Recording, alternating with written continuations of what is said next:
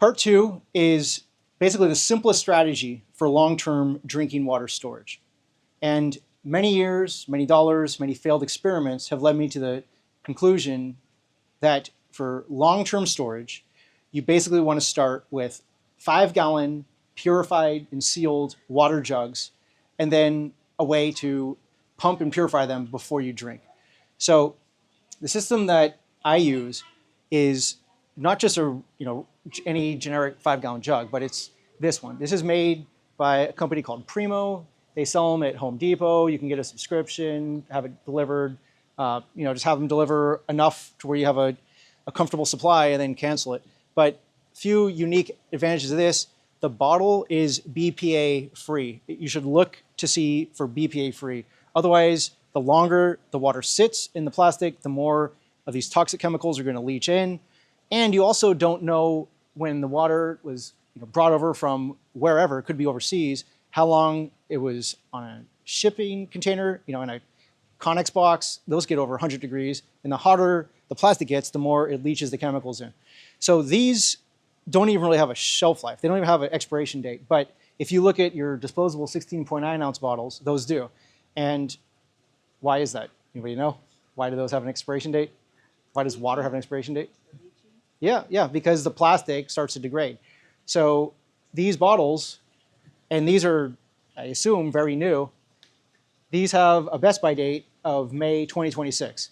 Obviously, they'll be good, a few years longer, but are you kidding? Like 2 years for water? Water doesn't have an expiration date, but the plastic now is made so thin, so disposable.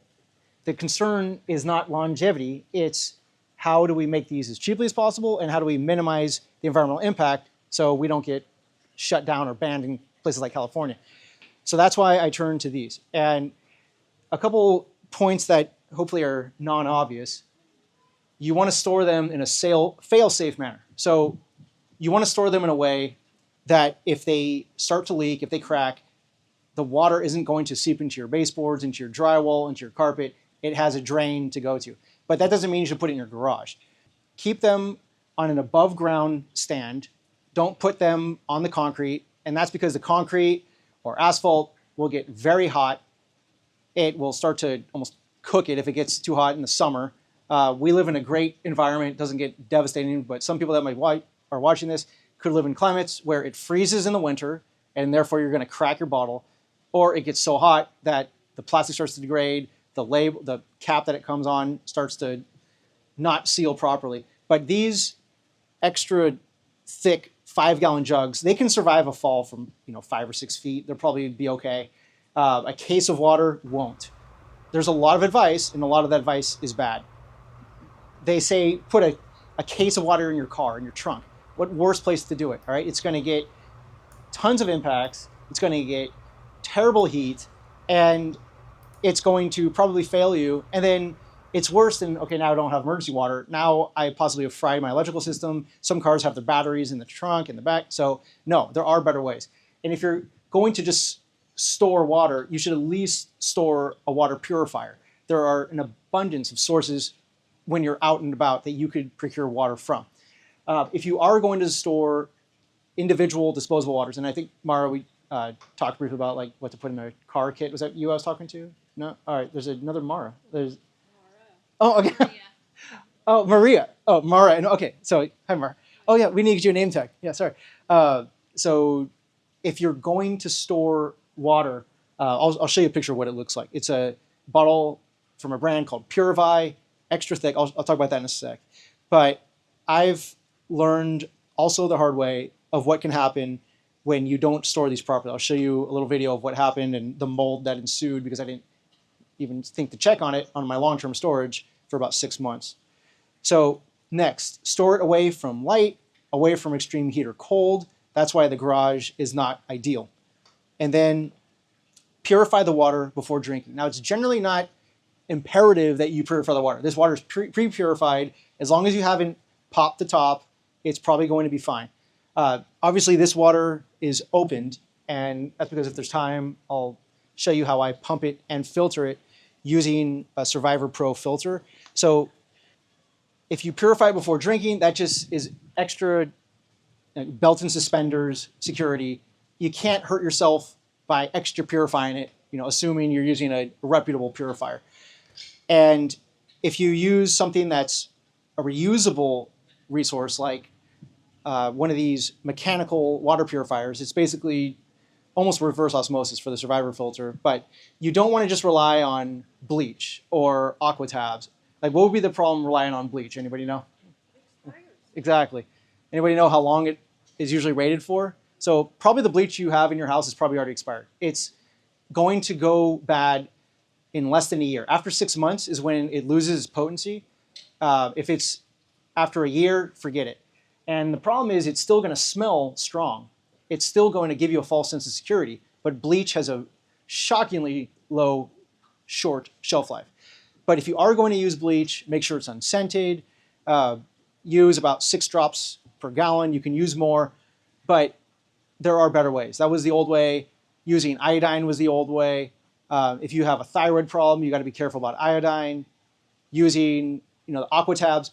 There's multiple problems with all those, but most importantly, you never know when the emergency is going to hit. You never know how long the emergency is going to last. So you could be using up your iodine tablets very quickly, and then what? You could be using up your stored water, and then what? You need to have the ability to generate and purify your own water. So here's how I had this set up. So this is what I use for long-term storage. But eventually, hopefully not, but likely someday you're going to have to use this in an emergency situation. How do you get the water from here into someone's cup? Well, you could easily just tilt the thing, but then you risk losing control and spilling several ounces or even a gallon of it if you lose control. This is precious water in an emergency. And you also want to make sure that there's no contaminants. Now, one thing you can do is use a water pump, which is more than a water pump. It's a water filter, an active filter. This is made by Survivor Filter. I'll put a link in the description if someone asks. And then it allows you to pump the water and filter the water. So what we're doing here, we're just demonstrating with an espresso reservoir, and it's actively pumping the water from within here. So it has a floating pre-filter, which removes all the sediment. It does a pretty good job of filtering it. But then when it gets into here, it has an activated carbon filter. It has several other stages of active filtration, and it allows you to conveniently pump the water while you pass it through an additional filter. So this Survivor filter is powered by either USB or rechargeable batteries. So they've kind of thought of everything. You can use it with rechargeable batteries, which you can recharge with solar. You can use it from a USB power pack, which you can recharge from solar. So they've thought of all the logical threats, and they've overcome most of them. Everything has problems. Everything has weaknesses. But the goal is to get the solution that is as simple, as fail-safe as possible, that combines as many benefits in one and is reliable. So you can use this, like this portable filter, you could keep that in your car, and as long as you have some kind of vessel to scoop water out of a pond, you could instantly make that potable. And these are overkill for most residential situations. So here's some of the risks of long-term storage of disposable water containers. This was learned the hard way. We had a rodent get into our water containers. This was in our trailer. So even if there is water remaining in these blocks, which this one is completely dry, the one on the left has some, the one on the right has some, would you trust water that has been pried open by a rat or a mouse, even if there's water in there? Heck no. So that's a problem with these plastic jugs. They don't last. They're not designed for long-term storage, and that's what is just going to be Murphy's Law. Like, okay, we don't have water, but good thing we stored these 1-gallon jugs, like the CDC said, 1 gallon per person. Okay, we have water. Oh no. Yeah, so that would be a bad day gone worse. And that's your water. Most people, if they even store water, they probably don't have a plan B. They don't have a way to filter or purify the water. So this is where viruses come into play. And the 3 things you have to watch out for with water are bacteria, protozoa, viruses, and bacteria is easier to filter out than viruses. Viruses are exceedingly small. Most filters will not filter out the viruses. Hey guys, take a seat for me. Okay. Yeah. And hey, Henry.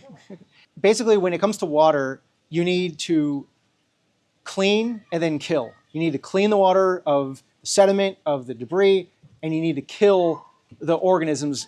And viruses usually can only be killed from one of the three methods: thermal purification, chemical purification, or mechanical purification. And I'll talk about each of those and examples of each.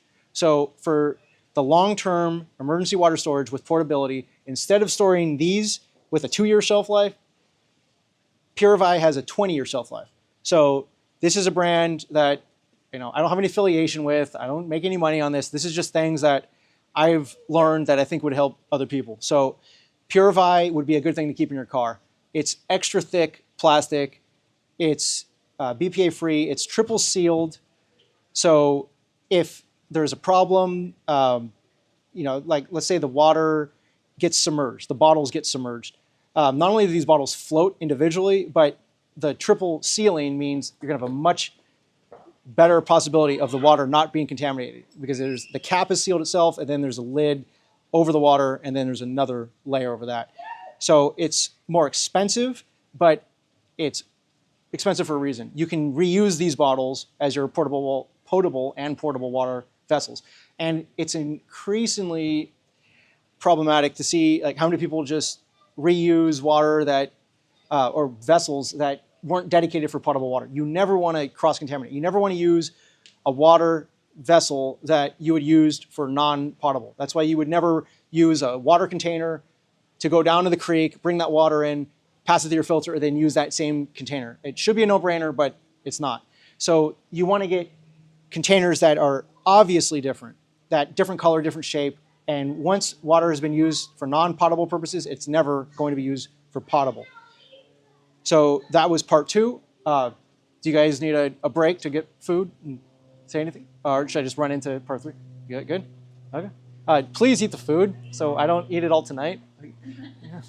So, any questions so far? Yeah.